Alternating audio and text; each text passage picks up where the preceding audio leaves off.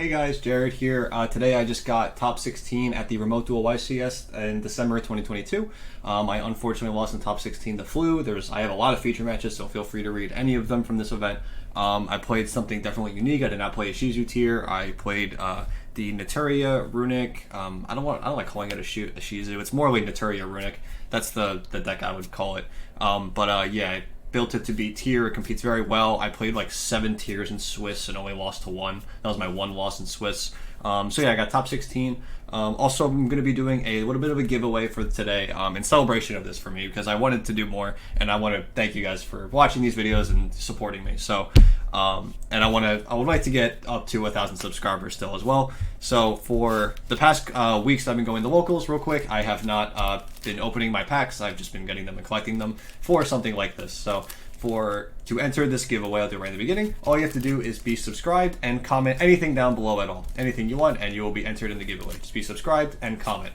The giveaway is going to be for 10 OTS packs. I have OTS 19 here. So it's going to be for 10 OTS 19 packs. These packs are from the PlayStation 5 tournament I entered before. I haven't opened them, so I figured I will be giving them back to you just for, help supporting me. And I feel like you guys deserve it. And yeah, so overall, yep, just like I said, just subscribe and comment down below. Now for what you guys are waiting for, the not tier deck. So let's jump into the deck profile. Okay guys, so real quick, I'm going to be going through this engine, not by like Spell Trap Monster. I just feel like it's easier to explain it that way. But yeah, like I said, this is 42 cards. This is Naturia, Runick. But there's like a couple of Ishizu cards for what it's worth, but it's mostly Naturia, Runick. So for the Naturia engine, it was 3 Mole Cricket, 3 Camilla, and 1 Sunflower, 2 Blessing, and 3 Sacred Tree. Okay.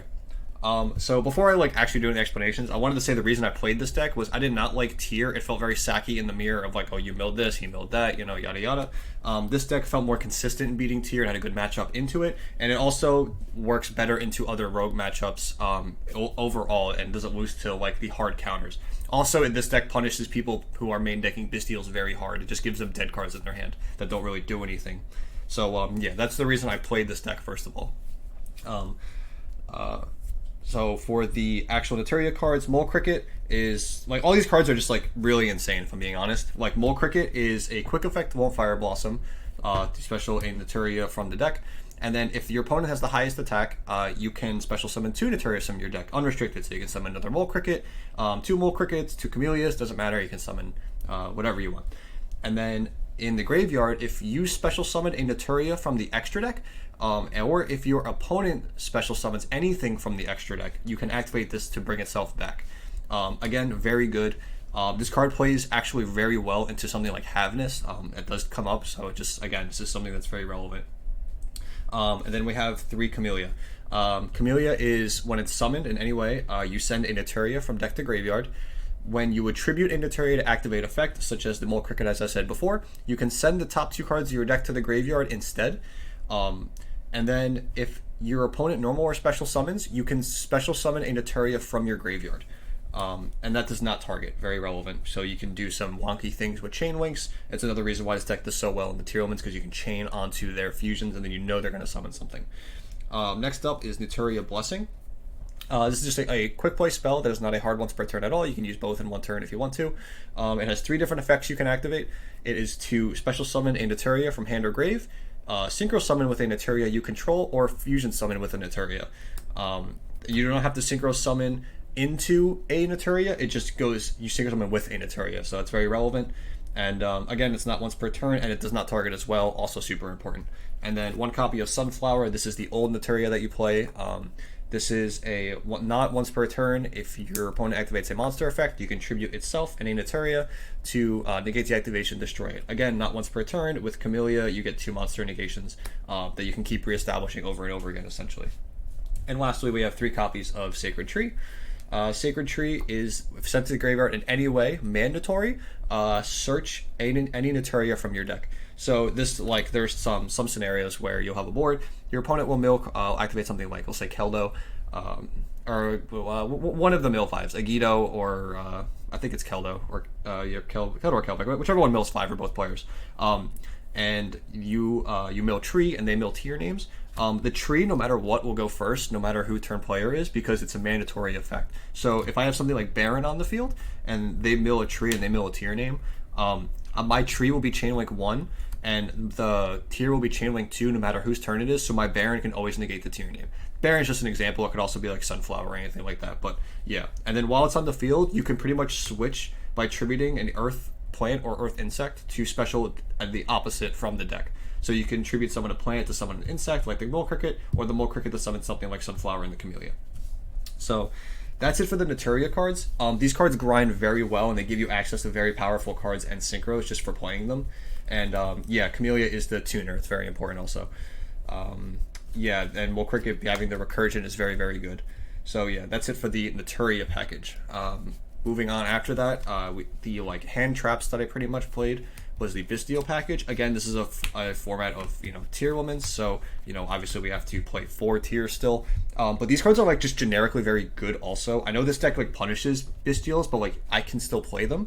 And them being level 6 is also very good because Camellia is level 4, so it gives you very well access into Baron or the Sword Soul Synchro 10. Druisworm being able to send is, like, amazing. Like, the fact that you can just synchro this away into, like, a very powerful card. The synergy that these have with the Sword Soul level 10 to non-targeting banish their cards on the field is also very good. Yeah, and then obviously just like a blowout against here, even against Flunder. It happened in my top 16, but it doesn't matter. I lost anyway. If you get Dimensional Shifter, you can still like use one of these on the Shifter to summon a body, and then like you can enter battle phase immediately and threaten the barrier statue. Just something that comes up, but yeah, it's just something to keep in mind. So that's I do play Sorinier just in the side deck, so. And lastly for the monsters, this is the only Ishizu cards I play, is 2 Keldo and 2 Medora. So these are like, this is so funny, these are like the worst cards in the deck in my opinion. They really have no synergy with the deck itself. You really just need the graveyard shuffle effect to like keep your Naturia engine going because you go through it so fast.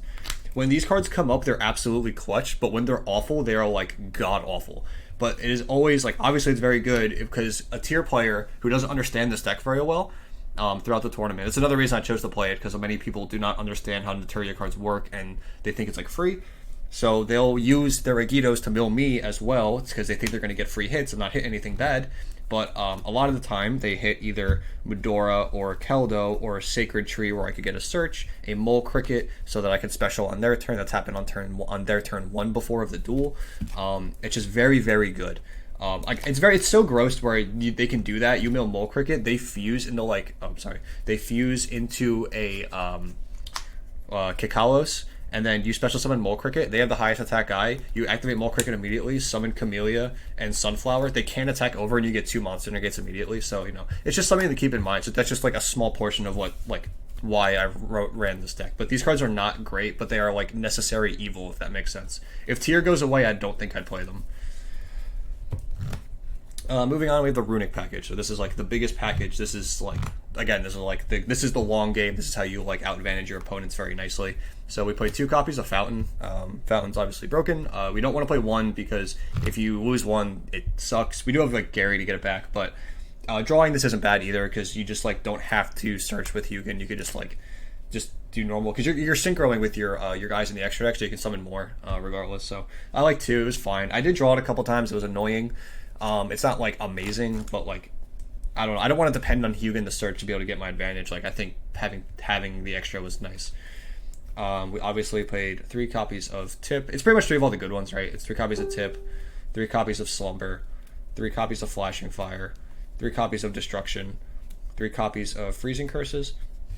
And that's it for the Runicks specifically. Slumber has a very good aspect in this deck where you set up very powerful monsters and your opponent has to play awkward, go to battle phase, and then try to beat over that monster that's causing all the issues. And then if you have something like Slumber to protect something like the Sunflower they're attacking, to stop the 2 monster negates, you can, it puts them in a bad spot. Because now they waste their battle phase, and you still have monster negates with this. And it's just over. That like the game, like literally when that happens, I swear the game's just over. Because you are immediately miles ahead. Something that I should note for this event specifically, if I did not play with tier elements for like 2 months prior to this of trying to get tier to work for myself, I probably would not have been as successful. So this is not a deck that I just built and has been playing this for a while. This is me playing tier for a very long time, not liking it in the way that it was going, and wanted to find a way to beat the deck that I now knew how to play, and this deck accomplished that very well. So yeah, and then that's pretty much it for the explanations for these. These came up in like rogue matchups so well. In my top 32, I played against a Runick deck out deck, and I, funny enough, decked him out before he decked me out because I had a shuffler to keep my deck alive. So it was just something that's very interesting. That feature match should also be up. And then the last cards in the main deck were 3 triple tactics talents. Again, this deck is made for tier Ishizu, and that deck just plays on like both players' turn at all times. So if you get Havnist between like Mole Cricket being able to summon 2 now and Talons, like your punishment level of them doing that is so high. And if you draw like a Bystial, you can like summon the Bystial, stuff their guy, use Talons, and you get to make Baron for free on turn 1. You can send away, you can like Baron pop their Havnist, negate the Havnist with the Baron, and then in their standby phase bring back the Naturia to set up the 2 monster negates. Like it's so crazy how much this deck can do. It's like, it really is. I can't stress it enough. But this is just like the best generic card, I would say. Obviously drawing 2 sucks, but it's 42, so drawing 2 of it, like, it didn't happen, like, maybe it happened once the whole tournament, but yeah, it was fine. I liked it. It was like, I really didn't activate it that much. It was like, not because like it was dead, because I just didn't draw it, surprisingly. But every time I had it, I only remember this card being dead one time. Every other time it was live. So that's it for the main deck, 42 cards, like I said. Next up, we're going to go into the extra deck. So for the Runick fusions, I feel like this is the easiest thing, is 2 Hugin and Jerry. Sometimes if you're synchro spamming, you need more of these, but you have the Ishizu cards to help you if you do burn through them very fast, depending on the game state. The only thing that sucks about these is that they're light and dark, so these are pretty much your opponent's Bystial targets most of the time if you synchro with them. So that's their like downside, I would say. But this card being level 4 is like very relevant and just something to keep in mind. Next up for the synchros, I would say this is like the most important part of the extra deck because it's where all the power lies, in my opinion. 1 copy of Naturia Beast. This card's like, I can't fathom playing this deck and not playing this card because I've only made it like 2 to 3 times, and every time I made it, it was just game. It doesn't come up a lot because you don't always, like, your hand's gotta be so weird to get this to where it's like optimal, like over Sunflower, because monster effects are more important to negate than spell cards, but like negating Paralino, negating like pot cards, like there's so much like triple tactics talents. There's so many random cards that this can negate. And also this is what you summon to bring back Mole Cricket from the graveyard. It's the only Naturia in your extra deck, so it does trigger Mole Cricket when you summon it. For the 2 6s, this is what you make a lot, is Charge Warrior and Coral. You need both of them because one's a tuner and one's a non-tuner. So when you make Charge Warrior, you usually have an extra Camellia that you can synchro with to go into a 10. If you make Coral Dragon, that means you have an extra Runick to summon Jerry to go into a 10. Like 10's like the end goal, so it's just like which way you want to do it, and they both draw cards, so they're both like very good in that respective. And then for Synchro 9, I play Trish. I do not play any Synchro 8s, by the way, and I have tested them. I've tested Omega, and I tested the Scarrite, and I tested the Tenyi. And the Tenyi's not great because you lose the battle phase like 90% of the time, so you need to out a board. Scarrite was just like, it was pretty much going to be like a time card, but like it dedicates more than other time cards, so I chose not to play Scarrite. And Omega just feels like power crept in a way if it's just Omega, because like one like Rhino Heart just does a full combo and it doesn't really matter. And I'm not depending on the Ishizu cards, so that just seems like very like wishful thinking to have that perfect scenario against a tier deck. But I do play Trishula, the original Trishula. This card is very strong right now because a lot of the time on your if they go first, they like make a board and then you go and you're trying to break their board, they'll like set up a follow-up in their hand, and then depending on how their board is, if you interrupted them with like a Bystial or if you're like playing through it with Mole Cricket, you can go Trishula, and a lot of the times you can hit a follow-up out of their hand. Sometimes they have Kaleido Heart or Rulikalos and they don't really know what to hit, so the Rulikalos is just sitting there. Or you can hit Kikalos and just hit that, and like they go from like a huge advantage on you to pretty much nothing. This card's like a very good cleanup card of like you can hit like clear the problem on the field, clear the follow up in the hand, and any like recursion or shuffler in the graveyard just can also hit, and it doesn't target, so they have to chain it on the Trishula effect, which is so good. And non-targeting, so it outs like something like Avermax. Came up once, but for what it's worth. Lastly, 2 level 10 synchros. Baron, and Sword Soul. Both these cards are like broken in every meaning of the word. All three of Baron's effects come up to be able to pop a card, to be able to special back in the standby phase, and to obviously negate. I have used Baron to like pop my own tree that I drew, and then like searched to be able to get an extra blessing for the following turn. That's just broken because you just like fix your hand very well. It sets up the Naturias very well. The stand, but like you can burn the negate very early just for an early good trade with Baron, and then in the standby phase again go into Naturias. Or I've also special summoned Magnamuts back with Baron. Yeah, this card is really good. And Sword Soul Supreme Sovereign. This card's also just insane. Just reducing attack points is ridiculous. Beat over like a lot of like Kaleido. Like there was one game against Tier where I beat over a Kaleido Heart and a Rudy Kalos. So that was like insane. And then like obviously the effect to banish comes up very much so because it triggers off all your Runicks as well. You can trigger quickly with your graveyard shufflers, and again the Runicks, that's quick effects as well. So you have like, and the Bystial, so you have a lot of ways to trigger this, and non-targeting banish against Tier Element is just like devastating. So you have like a level like 10 and 9, like non-targeting banish is like huge. Yeah, so these are both crazy, and they're not light or darks, again very relevant. So super poly is pretty hard for this deck. You don't get super polyed, which is good. I know it can come up, but it doesn't happen it can't really happen to you very well if you're playing pretty good. But that's it for the synchros. Next up for the exceeds. This is where the extra deck starts getting into cards I didn't play very much. All these cards came up all day. These cards that I'm about to show you, I did not use too much. One copy of Dugaris, one copy of Babushka, one Abyss Dweller, one Dark Charmer, one Unicorn, one Access Code Talker. I never made Access Code. I might have made Unicorn once, and I think I lost anyway. Dark I made to take a Magnum once, and then just like got advantage against a tier player just to get another Bystial. But I didn't like link it off. I think it just sat there. Abyss Dweller I never made because like using your Camellias and like Jerry to go into Abyss Dweller means you're sacrificing being able to go into like a Sunflower or like a big synchro, because like a big synchro plus like a draw essentially. So like Dweller is a very big commitment for this deck. It applies to all the rank 4s pretty much. They'll really only come up if you draw like 2 Ishizu cards pretty much. Babushka is like pretty much in here for almost just Flunder. It can come up against Tier. It did not come up for me today, but it can come up. I only summoned it once and I lost anyway because it got Book of Moon by a Flunder player in top 16. That was my loss.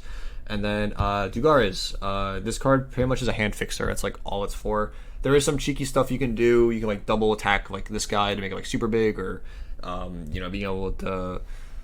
It's pretty much it. Just draw 2 and then double attack. I really never did the Reborn effect, which is like a nice option to have. You can surprise people and bring back something like Beast or Baron.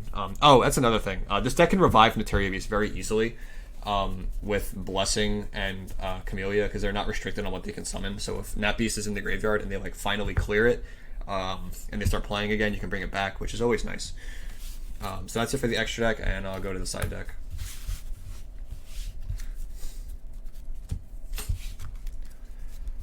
So starting out, I have 3 copies of Saronir, and I'll do this like in order of matchups, I suppose, and 3 copies of Imperm. So this was for the tier matchup. I would put these in, and I would take out like going like second or first, like maybe like a number of Ishizu cards and talents depending on like who was going first or second, depending on what they saw in their deck list. But like Imperm to not get talents and to stop Kikalos was pretty good, and it's like a good 6 draw. And its Bestials are just like insane against Tier, obviously. I don't really need to explain that too much. So that's it for those cards. These are for time. That's all I'm gonna say. It sucks that you have to play this, especially in Remote Duel. Like some people just take a very long time, and this deck also grinds out very like long. And it's like a lot of people on Remote Duel YCSs don't scoop. So I could have like a million cards, and they're like still trying to play, and I'm like. But I have to keep skipping battle phases because of Runicks, and it's like I don't want to say it's frustrating because like I know they just want to play and try to win at their best, but like it's some like strategical element is better to just scoop, and then so that's for time cards pretty much. I mean it's time cards. I usually sounded out access code for Cowboy for what it's worth. I don't know, but yeah. And then lastly, I have 3 copies of Dark Ruler No More and 2 copies of Twin Twister. I didn't feel the need to play a lot of back row hate because I'm playing Runick, and Runick has Runick Destruction, which is already an MST built in that you can search with, which is pretty good. So I didn't feel like I needed a lot, but I did play 2 just because I figured there's always, if you know, like, this is dual purpose. Like, this is for Flunder, obviously, because you can hit the field spell and the trap card in like the draw phase, and it just like stops your interruptions pretty much. So you can kind of play. So that's pretty much what this is for, like Rogue and Flunder. And then these were for Flunder again. This is also for Sprite because Sprite's boards are very hard to out. They have like a very good recursion game, almost as good as yours. You have to like burn through their elves, and that's kind of like not practical. Like, if you can crack that first board, you might be able to do it, but it's still very hard. Also, when they summon Gigantic, Mole Cricket's really good because it's not like an on summon. So like they go Gigantic, you can like Mole Cricket and then immediately Mole Cricket into like into the Sunflower and the Camellia, and then a lot of the times they also like the Gigantic has a sprint under it, so like it's like huge, so it's gonna be bigger than like Baron the Floor, so you can always get 2 monsters. But Sprite board's like really hard to out overall. So Dark Void no more is necessary for that. And again, this is also for Flu, for Statue. This is a good card. Like, I don't know, just a really good card. But yeah, that is going to be it for the deck. I hope you guys enjoyed the explanations, the reasons why I played it. I am very tired, so if you have any questions, I am sure I will answer them in the comments down below. I wish I could have won. Again, I really want to become a YCS champion, but unfortunately, that is not today. And do not forget to subscribe and comment down below for a chance to win my first giveaway, which is 10 OTS 19 packs. So I hope you guys enjoyed. Shout outs real fast to shout outs to the water cooler, Nick and Ed. They helped me a lot with this. Nick Ma and Ed. And then shout out to Nick Santucci and my brother for always hearing my nonsense and like just hearing me out when I make these crazy ideas, like especially like trying to make this deck. And then shout out to the Nets room chat where everyone is Dan, AJ, Carlos, Izzy, Andres, the whole gang in there. You know who you are. Shout out to all you guys. So thank you guys for watching, and I hope you guys learned something, and I will hopefully see you in the next event. Bye guys.